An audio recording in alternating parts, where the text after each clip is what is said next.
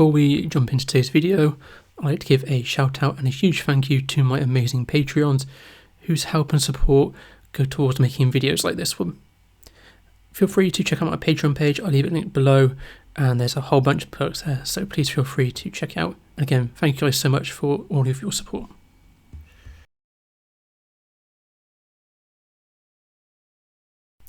So I thought I would do an updated studio tour because my studio has actually moved since the last time I swapped it around with the bedroom.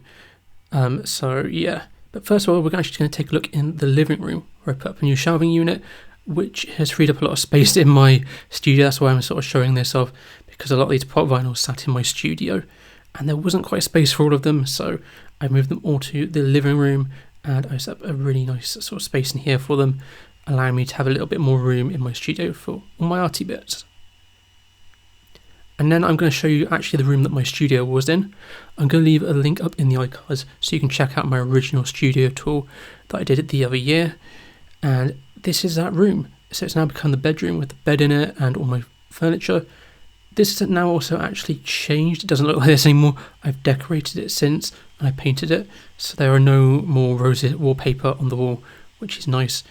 It looks a little bit different and a little bit more nicer, but this is what it did look like before I decorated it. And this is where everything was.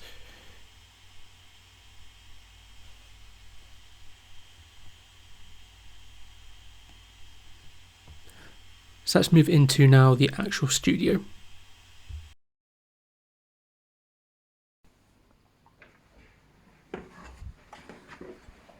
And this is my studio. So I'll see if I can stand back and see if I can get this in shot.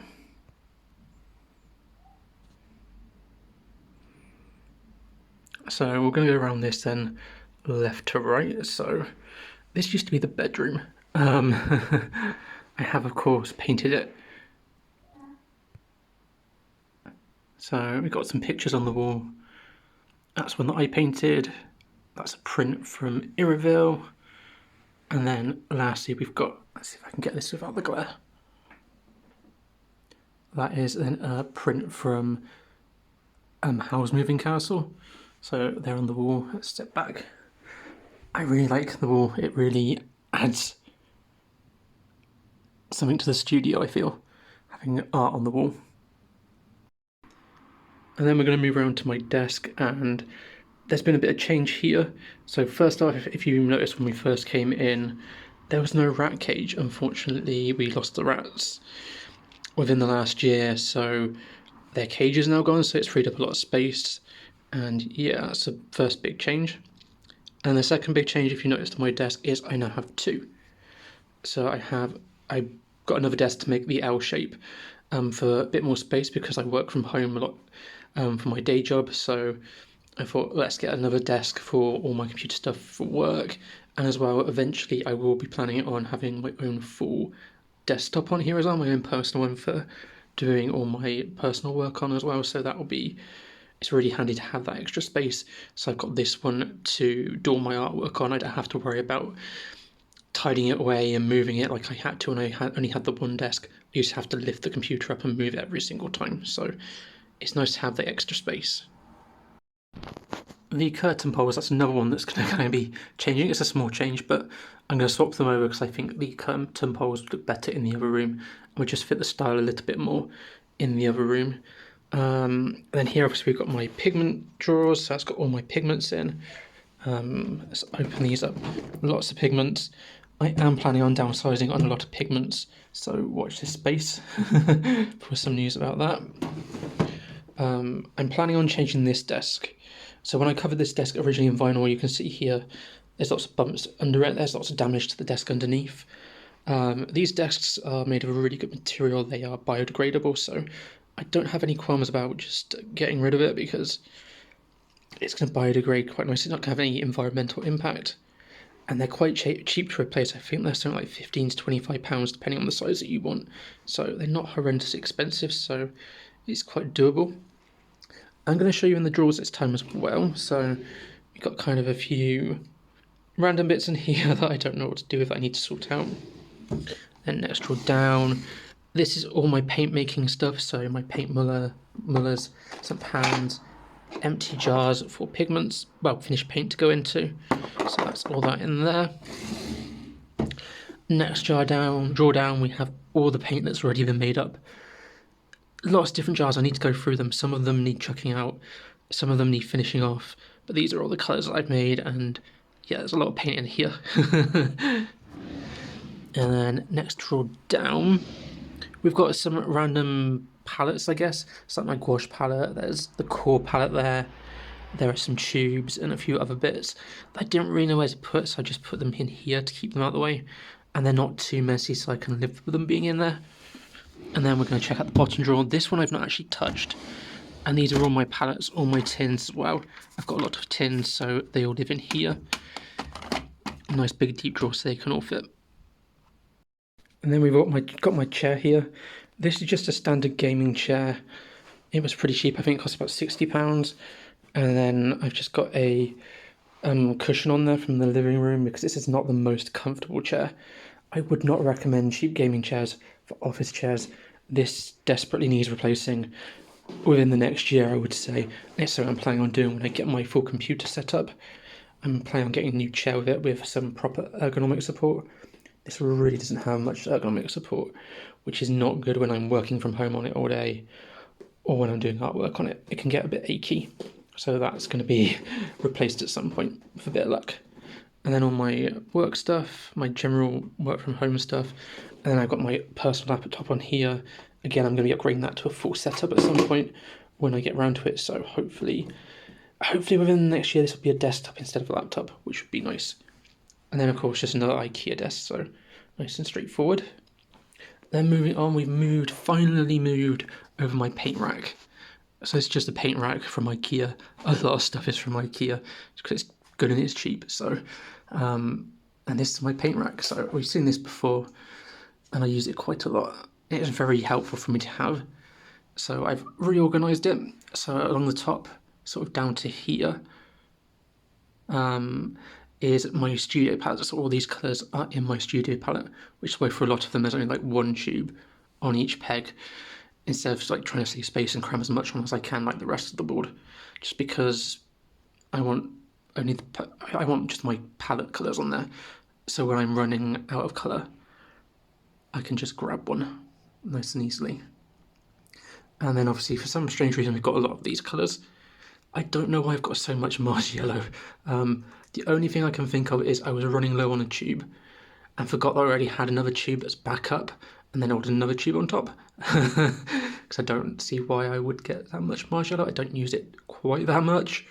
Warm sepia, I can understand that one. I use this one quite a lot. I've used this colour probably 5 or 6 years now, and it's a colour I use it very, very much and love very much. So I felt it was important to have a big tube. Then Golden Baroque Red, because at one point it was rumoured to be discontinued, so I thought I'd stock up on it when I could. So far it's not been discontinued, so we shall see what happens. And then on the rest of this row I decided to display, I think is the correct word, rarer paints that I have. So paints that have been discontinued or you can't get anymore. So I've got Manganese Blue Genuine from Old Holland, the Ultramarine Green from Crema. We've got a PO49 variant of paint here from Snellier. We've got New Gamboge, an Indian Yellow from Winsor & Newton, which is PY153 that are discontinued. We've now got Alizarin Crimson Permanent, which has been discontinued very recently. I actually got most of these from eBay, an eBay lot where I wanted another colour, and it came with like 5 tubes of this, so very random. And then we've got Vermilion Hue, which is another discontinued one from Winsor & Newton, and then the tube that I made myself of PO49 when I want to use it. And then the rest of the board I kind of just stuck some rack colours here that I have quite a few of. So like for example PY3, which is one of my favourite pigments. I've got quite a lot of different tubes from a lot of different brands, so I thought I'd stock that up. Dioxazine Violet's another one. Again, another discontinued colour there. Madder, Purple Madder from Winsor & Newton. We've got the Yinmin Blue from Schminker. The Payne's Grey from Schminker. So again, other colours that I might use quite a lot, or that I had a lot of that I wanted to display maybe. And then on the bottom, this was a last minute decision. This is the acrylic wash from Holbein. It was a very last minute decision because I didn't want to overcrowd the pegboard too much, but all these didn't fit in the same tin with my regular gouache, so I thought I'd hang them up here. And then lastly on the end, we have one of my studio palettes. I am supposed to be retiring this one. I've got one project that I'm currently working on that started with this palette, so I want to finish it with this palette. But being honest, working from my new studio palette, I just missed this one, so I think this might need to make a comeback. But we shall see. And then here we've got my trolley, I call it. I guess it is a trolley. I got this from a craft shop in the UK called Hobbycraft, but you can get them from all sorts of places. The range in the UK, IKEA, I think Hobby Lobby and Michaels do them in the US, if that's where you are, but they're very popular. Get them all sorts of places. And there is some organisation to it, but it's also a dumping ground that I use quite a lot. So on the top I've got my brushes I use very regularly, my gouache in this really fancy tin. So that's all my regular gouache in this super cool tin. I love it so much. I got this from the US years ago. I took part in a special deal that they did with some Holbein gouache, so I picked that up. Got my tape dispenser, some ceramic palettes. I really like these ceramic palettes. They're very handy to have, and they're really nice and they're really stackable. Nice and easy to stack up as well.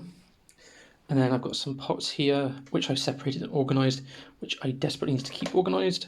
So we've got all my coloured pencils in this one, pens in this one, and then we've got tools in this one that kind of don't fit, like, you know, palette knives and other bits, etc. And a very sharp craft knife, which I need to find a cover for. And then next one down, we've kind of got, this is kind of a bit of a dumping ground sort of shelf. So I've got my camera, my studio palette, which I'm supposed to be using, which I just can't bring myself to. Some stamps. And on the bottom, again, it's a bit of a mishmash of things, but I've decided that I'm going to put my scrap paper on here. So these are all the bits of like scrap paper, like offcuts and bits like test papers and all things like that that are just for testing things on. So I've got them on there. And then lastly, we have my Calax unit, which is a very big, busy hub.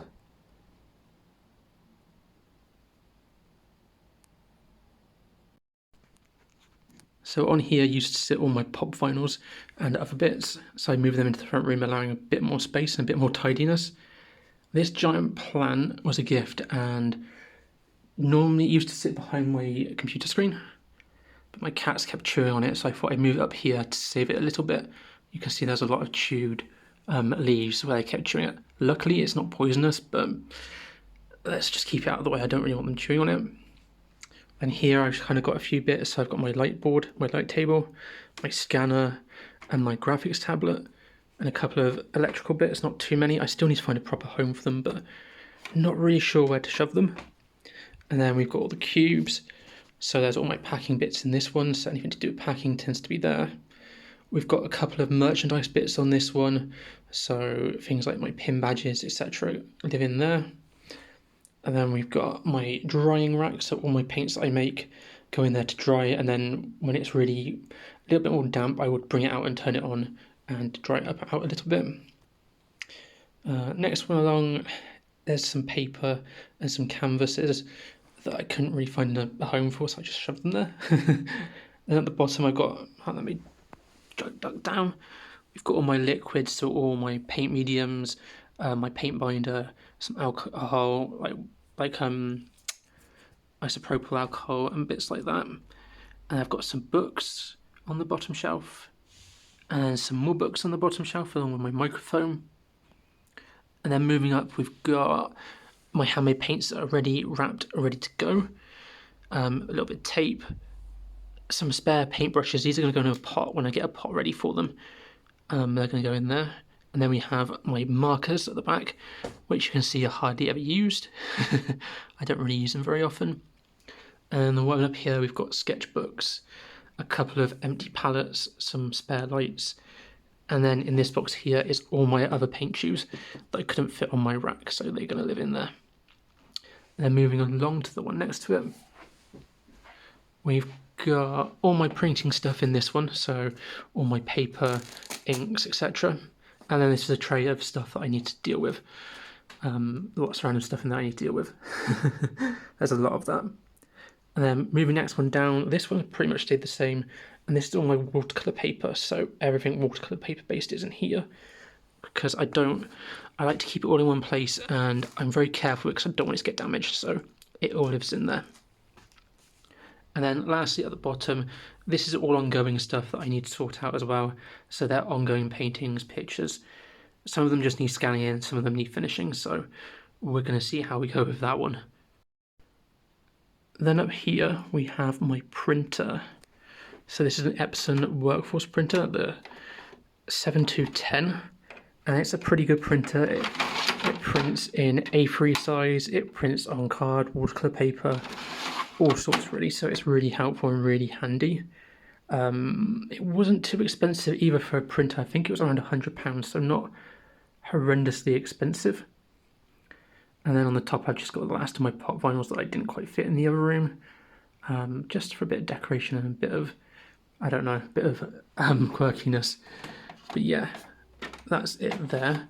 I'm hoping as well to have in this space eventually where the potted plant is a cricket.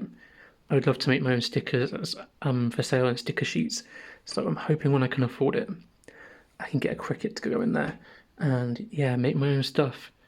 I think that's the plan. But yeah, this is my studio. This is it all revamped, all done, all nice and clean, all nice and tidy, all painted. So yeah, let me know what you guys think. I appreciate I'm very lucky to have my own studio space. Not everybody has a room like this for their working space, and I'm very lucky and privileged to have this. And yeah, let me know if there's anything you want closer looks of or any more in-depth views of. I can maybe do a video looking at it a bit more specially. If you've got a special interest in something, I can look at doing that. But yeah, I hope you enjoyed seeing this extra bit of studio life. But yeah, thanks so much for watching, guys. I will catch you in the next one, and have a good day.